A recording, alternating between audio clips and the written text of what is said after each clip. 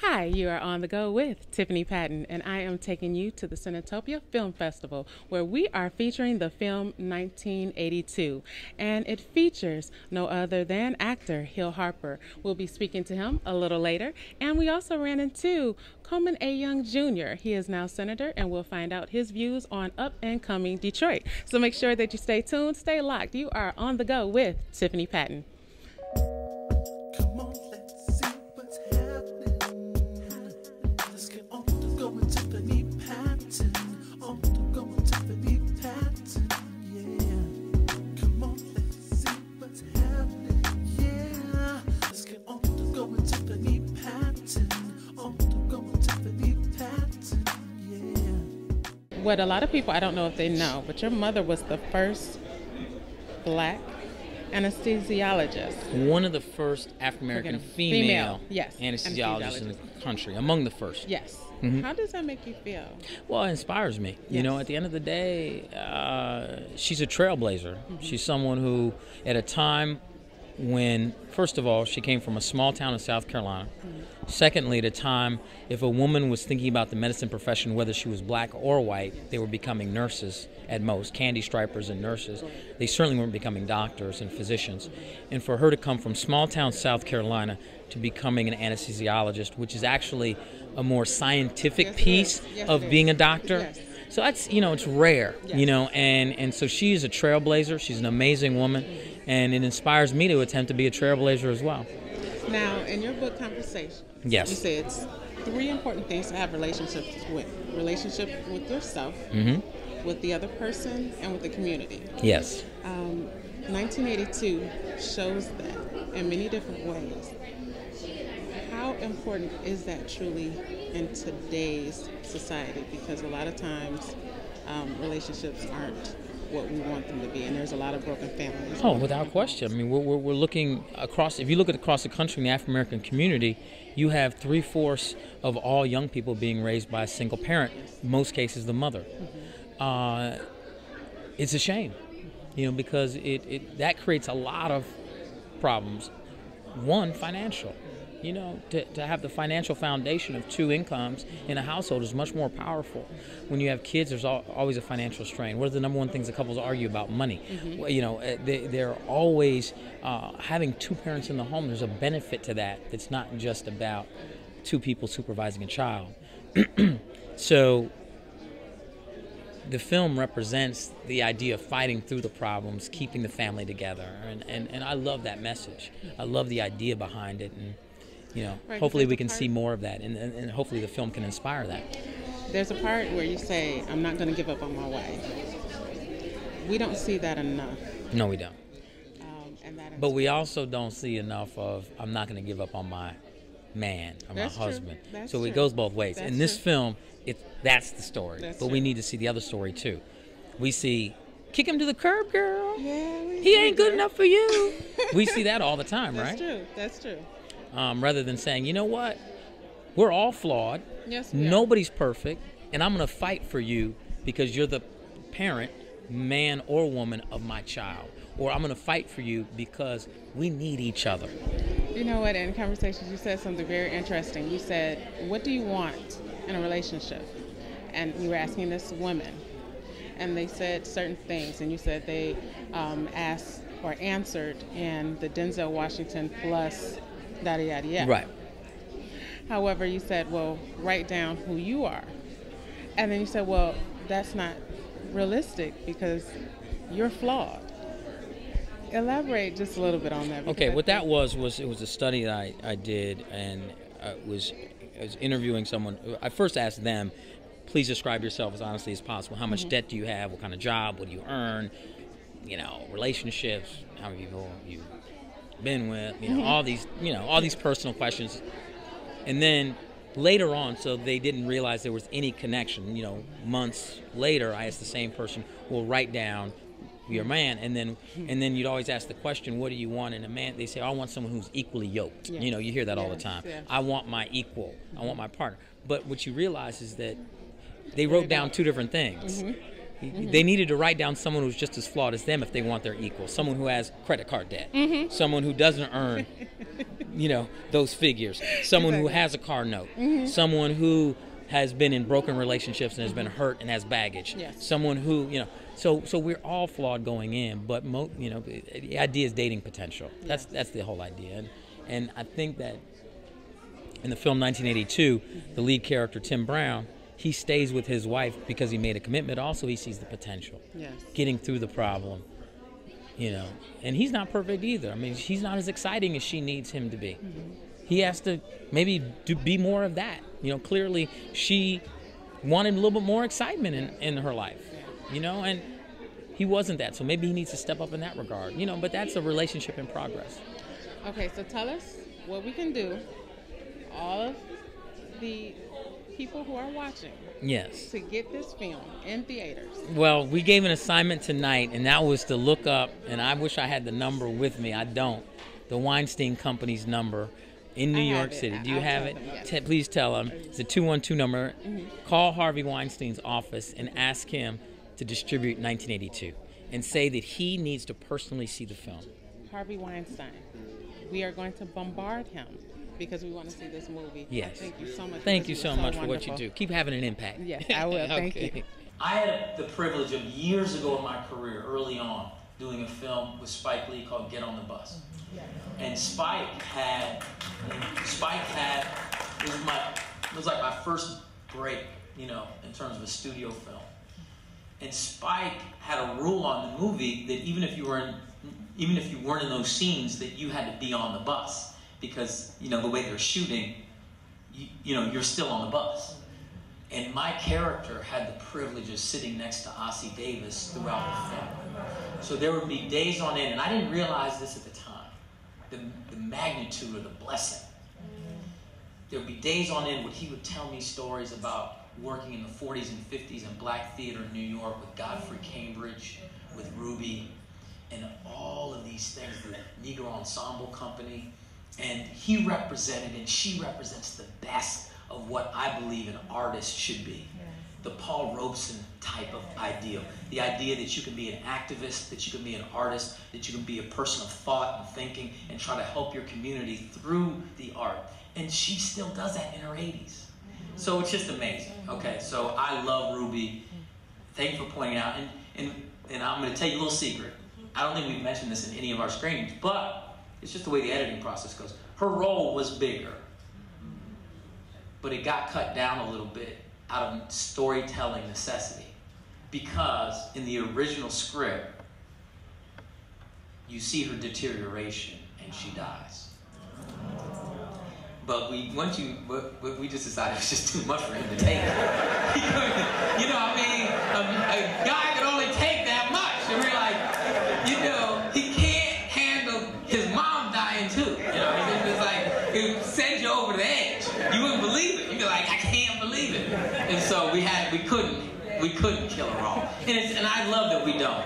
I love that we don't. I want to see her live. So it's better. But that's a secret, don't tell me.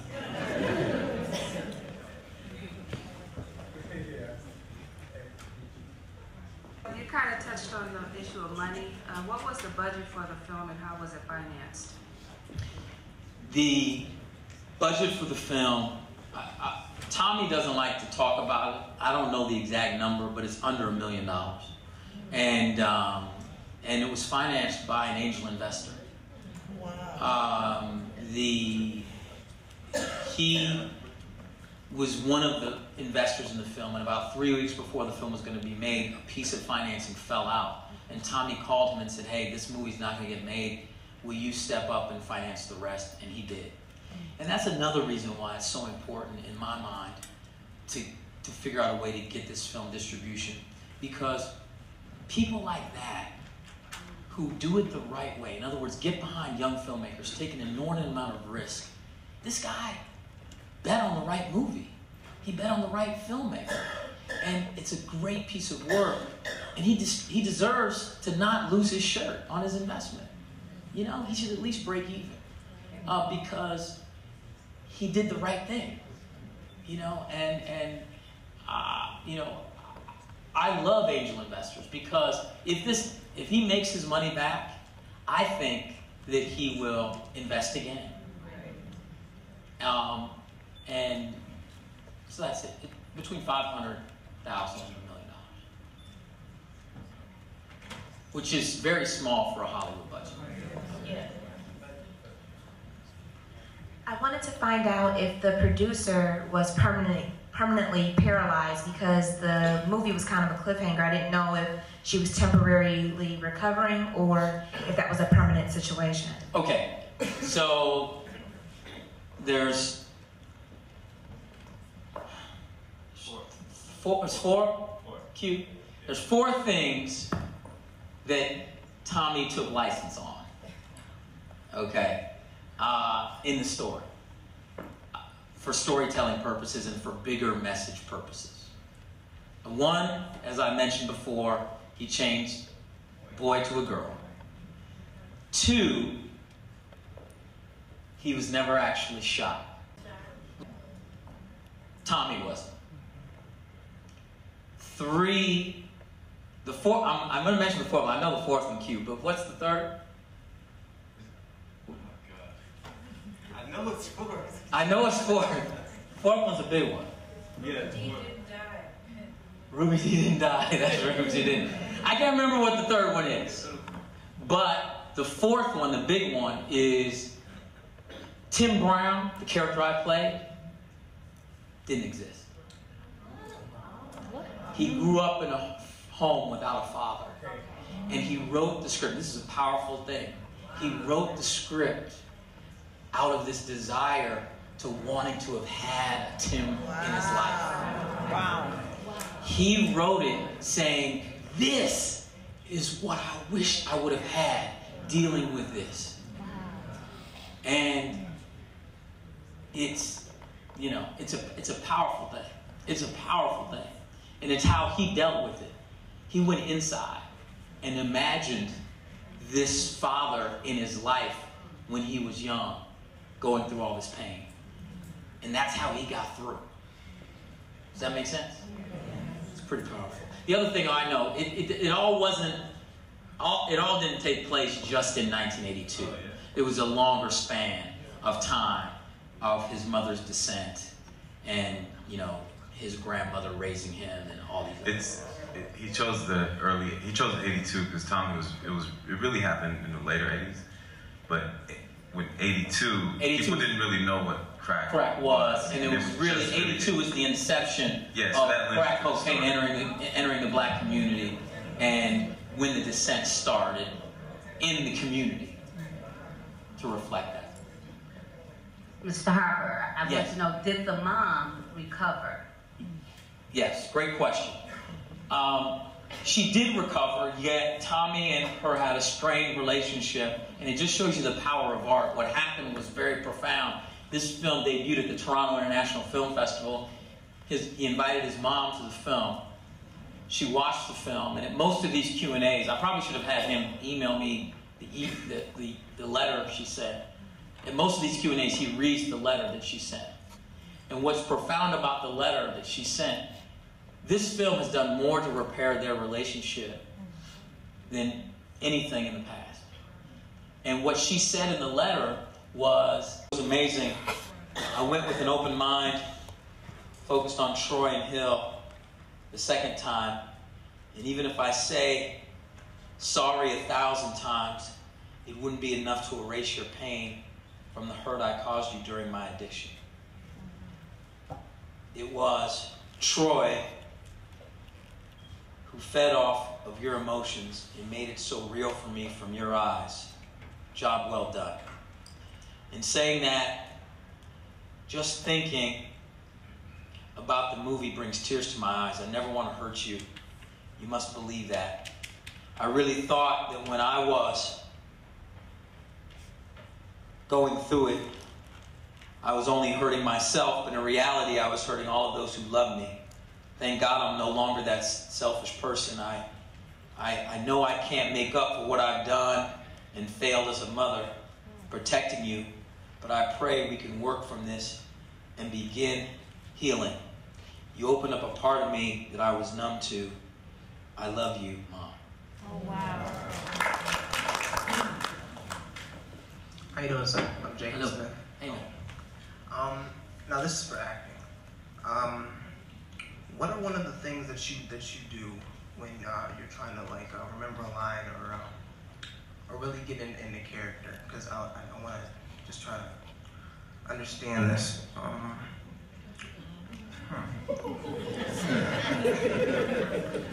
Okay. Something with. So you wanted me to distill describe years and years of acting to handle too. That doesn't sound like. Just feel like 15 seconds. No. I totally hear you. Okay, so listen, a couple of things. Research. That's the bedrock, right? You want to truly understand your character, right? And so you want to know where they're coming from, because once you understand your character, you can then start to take your creative liberties and start to create the actual character. Because you got to remember, for the most part, every character you play is not you. So they shouldn't always sound like you. And they shouldn't always think like you. They shouldn't always look like you. And so I try to do as much research as I can to understand that foundationally. And then I start to try and practice and work on different things. So this character, he would walk different than me. So if you notice, he walks a little different. So shoulders, and particularly what I try to attempt to do is a nuanced thing that you may or may not have noticed, but he starts a little slumped. As he discovers his manhood, he comes up a little bit. And by the end of the film, he walks like this, his shoulders back and proud. He discovered his manhood through a journey as well. So you can play with some of those external things, but external parties in New York don't really work unless you have the internal first, right? And there's different actors who have different ways of dealing with it. If you study Denzel Washington he comes up with some really great external things that are really interesting, and he has the internal going, and that's what makes him so dynamic and interesting. And so there's a lot of different ways to approach the work, but knowing how you talk, knowing how your character sounds, knowing who your character is, where they come from, all that's research. Tommy made the brilliant choice. Just like you don't actually see a bullet hit the daughter, you imagine it. You don't need to see it. It's even more powerful that way. And so you don't see him rip the room apart. You imagine it, but you don't see it. And again, that's asking the audience to do some of the work, and I think it's a more powerful choice. And so you're right, the character doesn't, because if he was the type of person that would blow, he would never make it through all those bad things, because he's having a tough time. I mean, he's got to play through a lot, and it's a powerful thing. And I love the character because I love showing what we never see, the true story of a lot of African American men who are there, who do stay, who stay for the tough times, I know so many men who have helped their wives or family get through cancer, or help them deal with an abusive or drug situation, and all of these trials, yet we never see it in film. We see the opposite. We see the guy who's never there, the guy who's partying, sleeping with all the women, and he's doing this, but we don't see the opposite, and this is an opportunity to show that. But it had to be truthful and believable that, he couldn't be the guy that would fly off the handle, because that's not the guy who would play through all of that. Does that make sense? Yep. Well done. You pulled it off excellently. That's all we have time for. Thank you again. Big round of applause, everybody. Thank you, guys. Thank you so much. Thank you so much. Love you, Detroit. We are here at Cinetopia, and we were here to view 1982, where the featured actor was Hill Harper. But while we were here, I ran into no other than Coleman A. Young Jr. Hey. Hello. Always a pleasure How are to be you? here. You're doing awesome. I got not be sitting You're with on you. the go with Tiffany Patton. Can Of you believe course, that? yes. Finally, I have arrived. I'm with Tiffany Patton on Impact. Yes. I am a somebody now. It's fantastic. How are you? I'm great. Okay, so what's new with Coleman A. Young Jr.? Well, Coleman A. Young Jr. is a state senator now. I'm serving in the state senate, and we're going through all things going through with the city of Detroit. So, every day it's exciting. Sometimes a little bit too exciting, but it's always a pleasure to come here and be able to watch good movies and be with good people. Yes. Yes. Okay, so where do you see Detroit heading? Well, right now I see Detroit heading on a good path. I mean, if you want to ask me, what was an ideal path or not a utopia, but if we were pursuing a utopia, I would see Detroit as employed.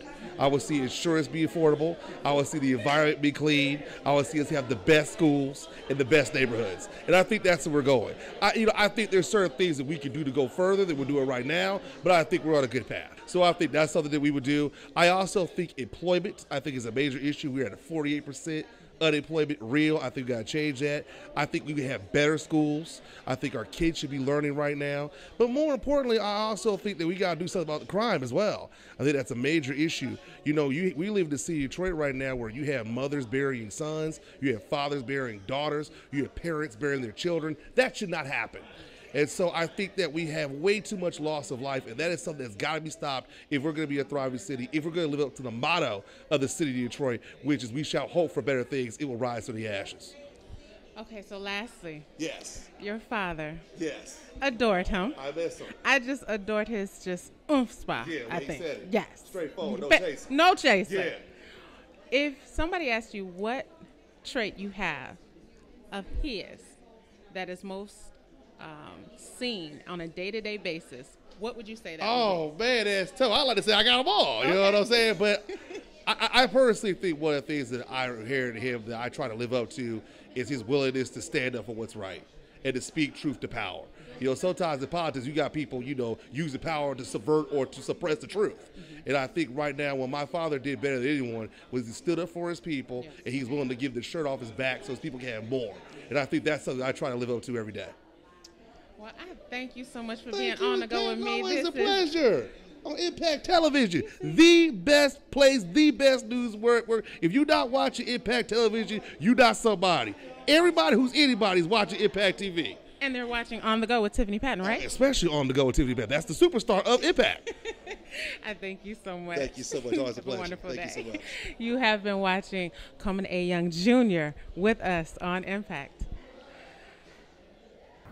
Hi, I'm Tiffany Patton, and normally I'm on the go, but I always take a pause for a cause. And this cause today is SAFE, Sisters Acquiring Financial Empowerment. It's staggering to know that 1 out of 4 women either have been or will be in a domestic violence situation. And I'm so very glad that we have SAFE here to be able to help those who find themselves in those situations. Stay tuned as we feature Kaylin Risker, visionary and CEO of SAFE, Sisters Acquiring Financial Empowerment. I am excited. As I told you, I had a very special guest by the name of Ms. Kaylin Risker, and she is the visionary and founder of SAFE, Sisters Acquiring Financial Empowerment. And she has not only a wonderful organization, but a wonderful event that's happening on next Friday, and we need you to find out why you need to be a part. Hi, Kaylin, how are you? Hi.